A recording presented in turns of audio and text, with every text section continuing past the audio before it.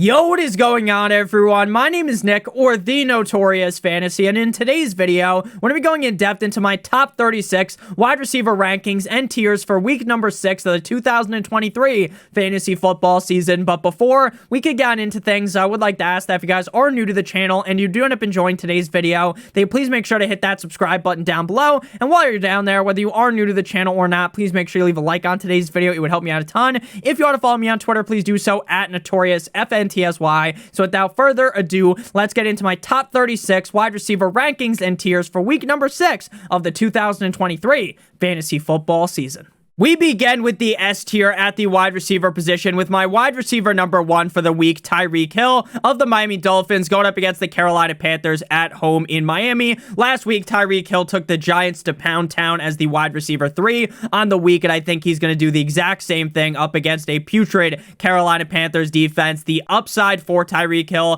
in this game is 30 or 40 fantasy football points. This matchup is amazing. Chef's kiss, magnifique for Monsieur Tyreek Hill. At number 2, we have Stephon Diggs of the Buffalo Bills going up against the New York Football Giants at home in Buffalo on Sunday Night Football. Wide receiver 6 last week for Diggs in a game that was tough for the Bills in London. Currently the wide receiver 2 on the season. Always a safe bet week in and week out, and that bet becomes even more safe when you go up against a Dick Cheese defense like the New York Football Giants. At number 3, we have Jamar Chase of the Cincinnati Bengals going up against the Seattle Seahawks at home in Cincinnati. Wide receiver 1 last week up against the Arizona Cardinals. Now, I, for one, even up against a bad Arizona Cardinals defense, started to worry about the Cincinnati Bengals offense, right? Because Joe Burrow looked like a complete and utter unmitigated disaster throughout the whole season. But last week, Joe Burrow showed up and Jamar Chase balled out.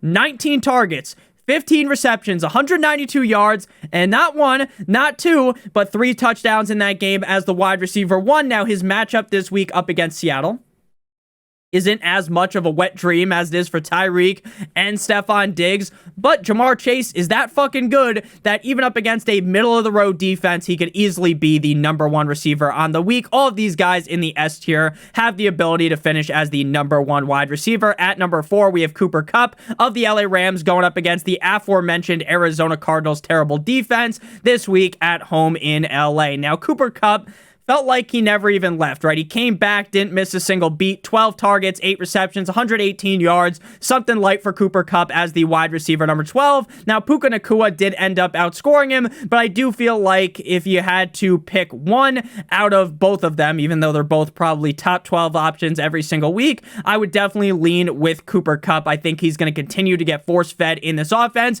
and even though Matthew Stafford appears to just always be banged up throughout the season, he has not forgotten his love for Cooper Kupp. At number 5, we have Keenan Allen of the LA Chargers going up against the Dallas Cowboys at home in LA on Monday Night Football. Now, the Chargers are coming out the bye. Last game out up against the Raiders at home in LA. Keenan Allen definitely disappointed as the wide receiver 30. I know this isn't the best matchup up against the Dallas Cowboys, but we have seen that good offenses can definitely be a bit of a doozy for this Dallas Cowboys defense, and I think Keenan Allen, despite the matchup, is still going to be able to put up a favorable performance this week at home in LA. And to close out the S tier, we got Davante Adams of the Las Vegas Raiders going up against the New England Patriots at home in Las Vegas. He had a shoulder injury but returned to practice on Thursday, practicing in a limited fashion. I am not worried one bit. I think Davante Adams is going to suit up and be a top 12 receiver on the week. Now, he had a down game against the Packers, had 4 targets, 4 receptions, 4 for 4, like he was at Wendy's for 45 yards. But when you're a receiver that is as prolific as Davante Adams, if you have one shit game, there's no need to panic. And the plus side here is that he's going up against a Patriots defense that isn't the Patriots defense that we thought that they would be entering into the season. This is a much worse version of the Patriots, and the Raiders offense was humming last week. I think they're going to continue to build on that in the Jimmy Garoppolo revenge game up against the Patriots. Moving now to the A tier at the wide receiver position, beginning at number 7 with CeeDee Lamb, the Lamster of the Dallas Cowboys, going up against the LA Chargers in LA. Now, this season has been a disaster for Lamb. Starting off the season as the wide receiver 32, 7, 46, 25, and 43. If you drafted CeeDee Lamb in the first round, you're pissed. If you drafted him in the second round, you're probably still very mad.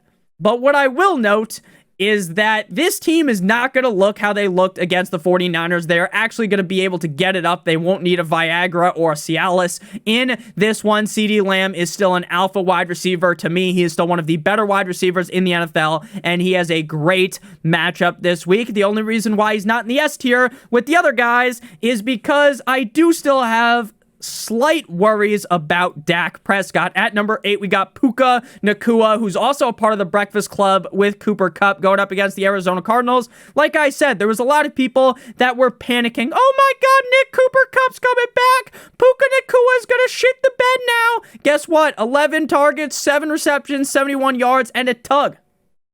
1 touchdown in back-to-back weeks. He's been a top 12 receiver every single week except for against the Bengals, and now he gets yet another layup of a matchup against the Cardinals. Do not panic on Puka. Start him with supreme confidence. At number 9, we got Wiki DJ Moore of the Chicago Bears, going up against the cold-like Minnesota Vikings this week. Wide receiver 2. Last week, wide receiver 5 the week prior. This motherfucker had 230 yards against the Commanders on Thursday Night Football and 3 touchdowns. Now, I know eventually this Chicago Bears offense might run out of gas. This offense might not be bending people over the table week in and week out, but you better believe over the next couple of weeks, like against the Raiders and the Chargers and the Vikings this week, DJ Moore is going to be on top of the world. The connection from Justin Fields to DJ Moore is like peanut butter and fucking jelly. 5G LTE connection, fiber internet connection.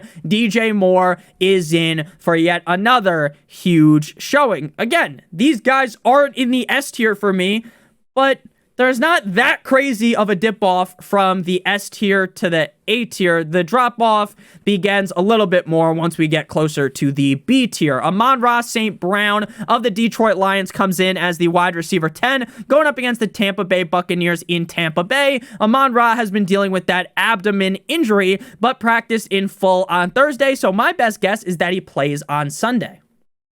Now, in terms of a return matchup, going up against the Bucs is far from the ideal matchup. Now, going against the Bucs isn't the worst thing ever, but it's not the best thing since sliced bread. So, going up against the Bucs, Amon-Ra should be fine. Jared Goff was humming last week up against the Panthers.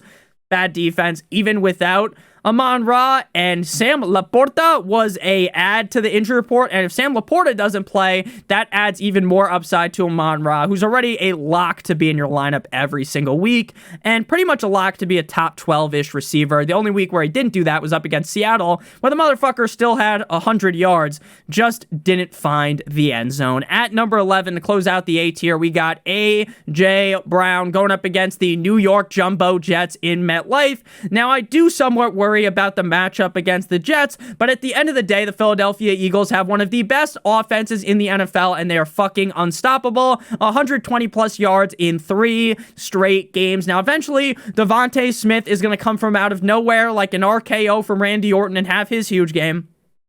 But at this point in the season, I don't think you can rank A.J. Brown much lower than the wide receiver 11. Moving now into the B tier at number 12 with my boy, Jalen Waddle away, waddle, till the very next day, going up against the Carolina Panthers at home in Miami. Now, last week, finally, Jalen Waddle showed up, cupcake matchup against the Giants, scores a touchdown, but I think he can do even better this week. He was the wide receiver 20 last week. I think he finishes inside the top 12 this week. I think both Tyreek Hill and Jalen Waddle can coexist. Tyreek could score 40 fucking points, and Jalen Waddle could score 20 plus points. That is how explosive the Miami Dolphins offense is. Again, wet dream matchup against the Panthers. I know some people started panicking about Waddle, but to me, there is no reason to worry. This offense is going to hum this week. At number 13, we got Brandon Ayuk of the San Francisco 49ers going up against the Cleveland Browns in Cleveland. On paper, this is not an ideal matchup. But even when a matchup is scary, when you're on the 49ers offense it doesn't matter as much, right? Brock Purdy is slinging the rock all over the yard. Brandon Ayuk is currently a top 20 receiver in fantasy on the season, and he missed week 3 against the Giants. Again, I get the matchup isn't as ideal, but I am in love with Ayuk this week, even though he's playing up against the Browns, and this might be another beatdown because the Browns are starting P.J. Walker. Most likely, because I don't think Watson is playing. At number 14, we got Calvin Ridley of the Jags going up against the Indianapolis Colts at home in Jacksonville. First matchup up against the Indianapolis Colts was in week 1. Crazy that they're already playing again. He was the wide receiver 6 in that game. Now, in between that, it was kind of a rocky road, like the fucking ice cream. But last week, wide receiver 9 up against a tough Bills defense, over 120 yards.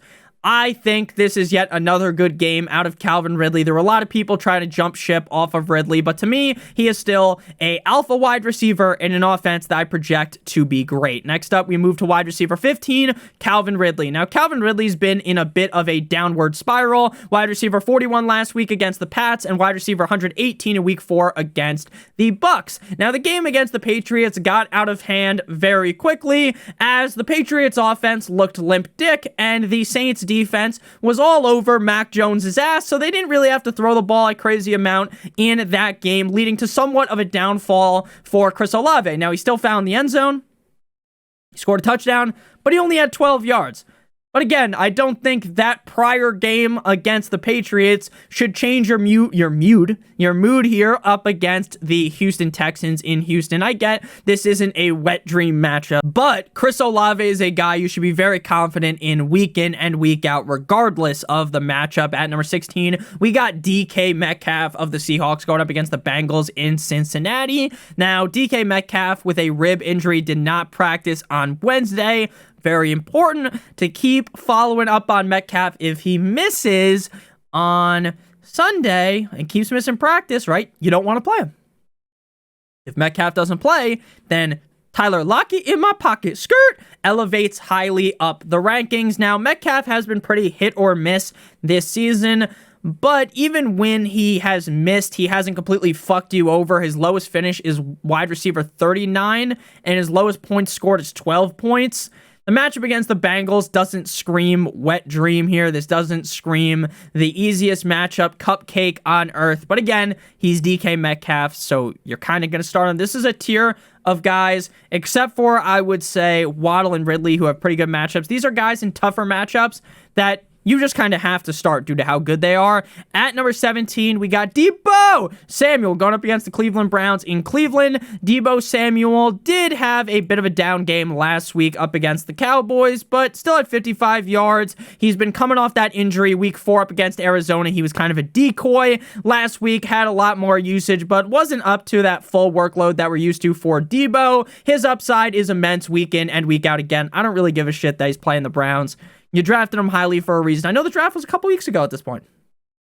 But this is a guy that has proven to us that he could be a top 12 receiver weekly. He was the wide receiver 12 in week 2, wide receiver 8 in week number 3. Now we move to the C tier at the wide receiver position, beginning at number 18 with Adam Thielen of the Carolina Panthers going up against the Miami Dolphins in Miami. We've been talking about Thielen for the last couple of weeks, and Thielen is a classic case of the on-fire model. And when a player is on fire, NBA Jam style, when they're really cooking, you cannot sit them. I don't give a fuck if they're going up against the 85 Bears or the Miami Dolphins. The Dolphins defense obviously much worse than the 85 Bears. Wide receiver 4, 20, 3, and 16 over the last 4 games. He has scored 3 touchdowns in the last 4 games. Has had 2 games over 100 receiving yards. This is a guy with 13, 8, 14, and 9 targets over the last 4 weeks. Bryce Young was cooking up a 5-star Michelin chef meal last week, and I just believe in Adam Thielen at this point in the season. If you guys have noticed, my voice might sound a little bit fucked up. I'm not sure if anyone can even tell.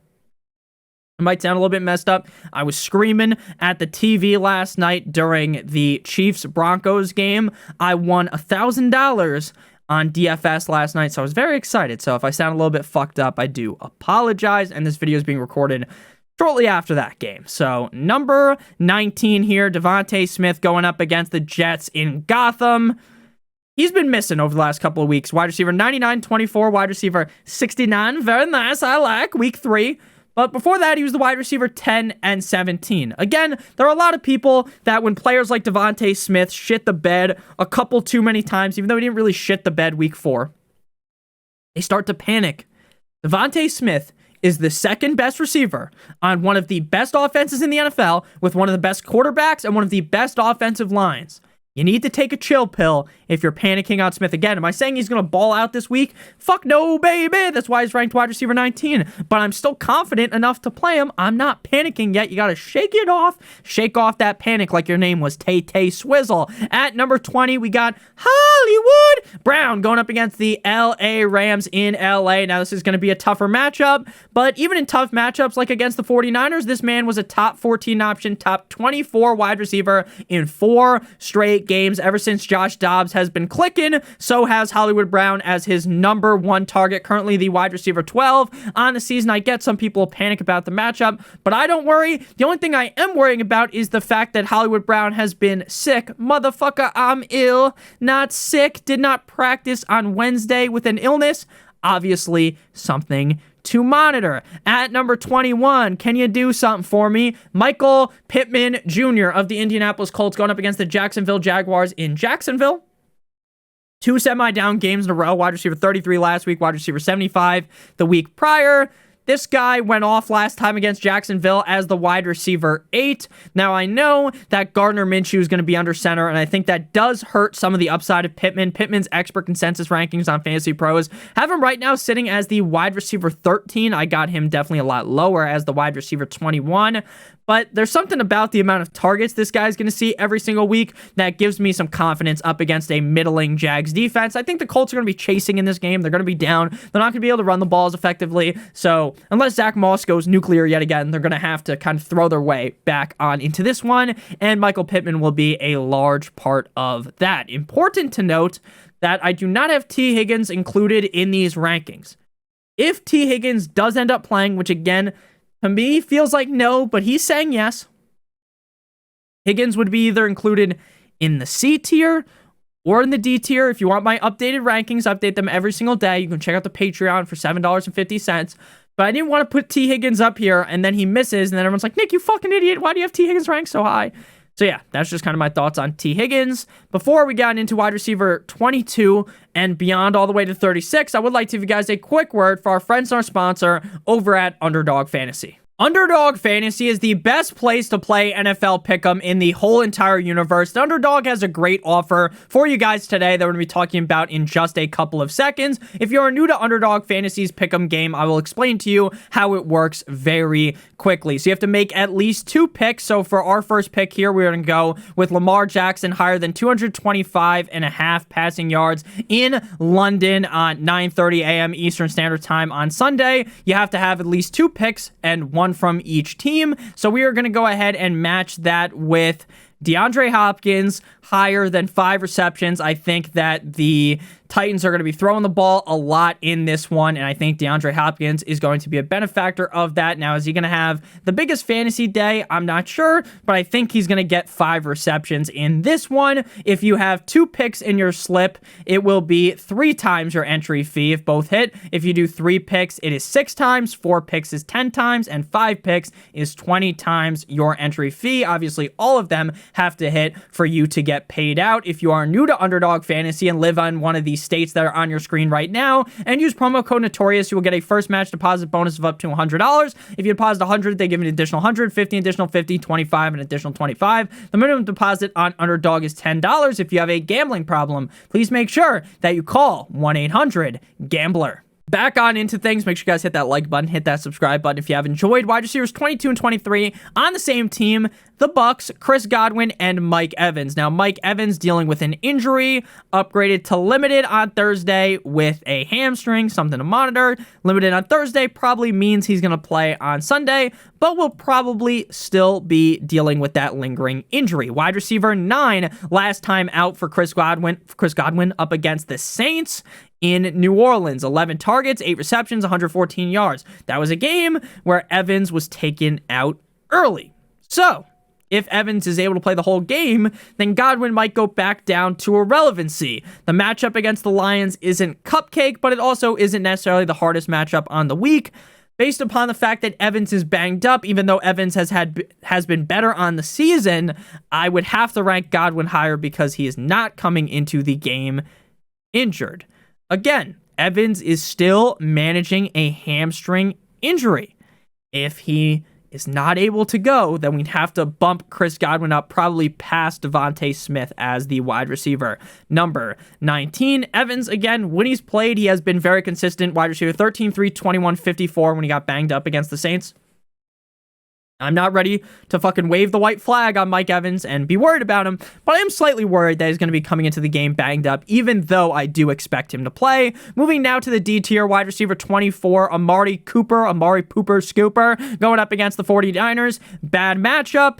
Bad quarterback. PJ Walker, most likely going to be the starting quarterback. Last time out with DTR, he was the wide receiver 98. So again, while Watson hasn't been surgical this season, slicing the fucking defense up like his name was Jeffrey goddamn Dahmer, Watson has been good. So, good enough for Cooper.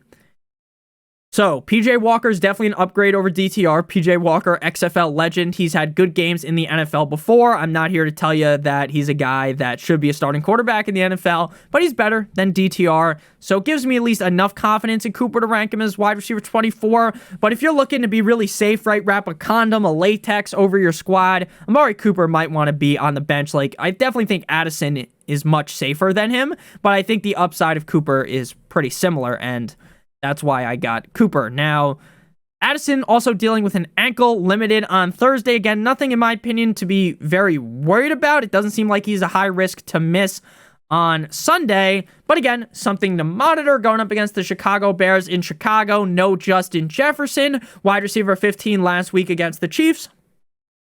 This is the type of matchup that you circle on the calendar at the beginning of the year, going up against a layup of a defense, a garbage bottom of the barrel Chicago Bears defense. Jordan Addison Ray is a top end option this week, even though I've got him ranked a little bit low. Just there's so many other receivers that are so great that it's hard to even propel Jordan Addison super high. But again, if you want safety, you got Addison and Cooper, you need to pick one or the other. You could take Jordan Addison because he's a little bit safer. At number 26, Nico Cousin. Let's go bowling. Nico Collins of the Houston Texans going up against the Saints. Now, all year, Nico Collins has been doing this pattern thing. He's played good when he's at home and bad when he's away. This game is at home in Houston. Now, this game doesn't have a cupcake matchup. This is a tough matchup. But I'm going to believe in the pattern here and think Nico Collins bounces back from being the wide receiver 54 last week. And if I'm being honest, he was kind of faded in this offense. Like, they just weren't giving him enough opportunities. Only 4 targets last week. At number 27, Christian Kirk going up against the Colts at home in Jacksonville. Wide receiver 21, 16, 26, and 13 over the last 4 weeks. A relatively safe option this week. Going up against the Indianapolis Colts defense. Should be a good game for him. Though, I'm still kind of waiting for that huge blow-up game from Ridley, which I think is coming this week. That's going to end up kind of devaluing Christian Kirk. Plus, Zay Jones is back and looks healthy, which does scare me a little bit more off of Christian Kirk. Again, I'm not jumping ship, mayday. I'm not panicking fully. I'm just giving some reasons why he might be ranked lower than some other analysts have him. Moving next to the wide receiver 28, Jacoby Myers to close out the D tier of the Raiders. Going up against the Patriots, wide receiver 10, 69, 25, and 3 over the 4 games he's played this season. Again, he missed week 2 up against the Buffalo Bills with a concussion. Better off anyways because it would have lowered his stats, his average weekly. Again, this is not the Patriots defense that we're used to. This isn't your father's Patriots defense. This is a defense that reeks. You can smell them through the screen. They reek to high heaven. So I think Jacoby Myers is going to take advantage of this defensive matchup. But again, it's hard to rank the number 2 receiver on the Raiders super high because we know Jimmy Garoppolo is in for a disaster of a game, and Devontae Adams is also there, and he's one of the best receivers in the NFL. Moving to the E tier, a bit of a tighter tier here. Pause. Zay Flowers, wide receiver 29, going up against the Tennessee Titans in Tennessee, which is really in London. Wide receiver 25 last week. This is a team that had a case of the dropsies. Flowers, with how fast he is, should probably have like 3 touchdowns this season. He has 0. I feel like this is the week where he finds pay dirt. But again, even with Odell being hurt, even with Rashad Master Bateman being literally dog shit out there, and Nelson Aguilar, the guy with no fucking hands, being on the team, there's just something about the fact that Flowers is just really boom or bust, right? He sees 10 targets, then 5, then 10, then 4, then 11. If this pattern continues, he's probably going to have a bad game this week. But the matchup's too good to believe in that pattern. At number 30, we got Tyler Lockett in my pocket. Skirt going up against the Cincinnati Bengals. If Metcalf misses, like we've been talking about with that ribs injury, fucking he gave one to Eve, then Lockett is going to move up the rankings. Now, Lockett has been very inconsistent, not like Metcalf. This is way worse. Wide receiver 91, 6, 56, 42. We kind of knew this would be Lockett's season. He's a firecracker. I say this all the time, right? He's either going to explode. It's going to be like the 4th of July. It's going to be all fun, right? America. Or it's going to be like JPP's 4th of July, and he's going to blow fucking fingers off, right? And hopefully it is the first one for your fantasy team. You've got to start Tyler Lockett in my pocket. Skirt. This week at number 31, we got D-Hop, DeAndre Hopkins of the Titans going up against the Baltimore Ravens in London. Wide receiver 7 last week. It looked like D-Hop hopped in a fucking time machine like one of those Doritos commercials. Wide receiver 7, 11 targets, 8 receptions, 140 yards. Question is, can he do that up against a middle-of-the-road Ravens defense in London in a game where it might be a little bit closer so they won't have to throw the ball as much? Because we all know the game plan, like the movie with The Rock, is to run the ball.